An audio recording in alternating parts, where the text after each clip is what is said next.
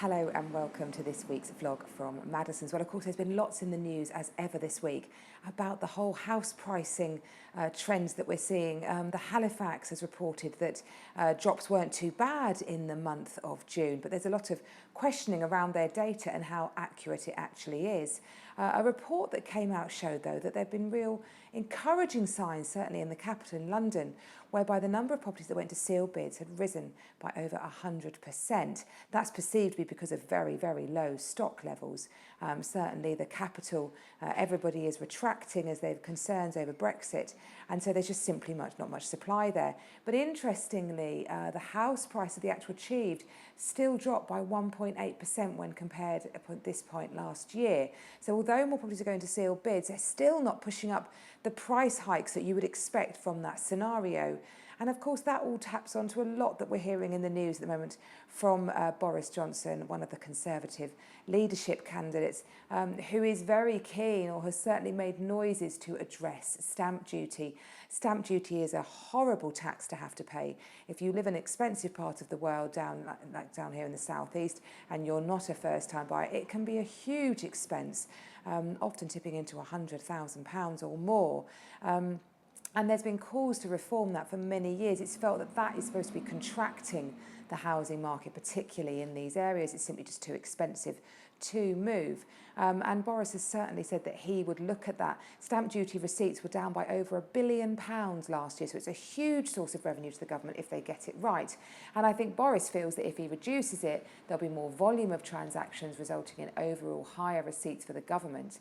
And of course, he's also pledged that he wants to really sort out the shortage in housing, especially down here in the southeast. He wants to stop building on greenbelts and instead improve transport links to brownfield sites. And he did that particularly well in the Vauxhall Battersea Nine Elms area, where the Northern Line was extended to regenerate huge areas of land that was sitting in disuse from its previous uses. So he's really lobbying for the Crossrail 2, which he feels would open up more areas for development. So he's certainly got housing and property high on his agenda. But more lighter subjects, let's look at what's happening this weekend. Well, Pub in the Park is back at Dunorlan. It's a great event, goes over 3 days and features a mixture of kind of cooking and bands, really. So you can go watch some fabulous displays, eat lovely food, all really well priced and to a very, very high standard, and watch some great entertainers as well, Basement Jacks and all sorts coming this time. So do look out for that this weekend and head on down if you haven't got tickets already. And also over at Bedbury Pineaton, there's a fabulous outdoor art display.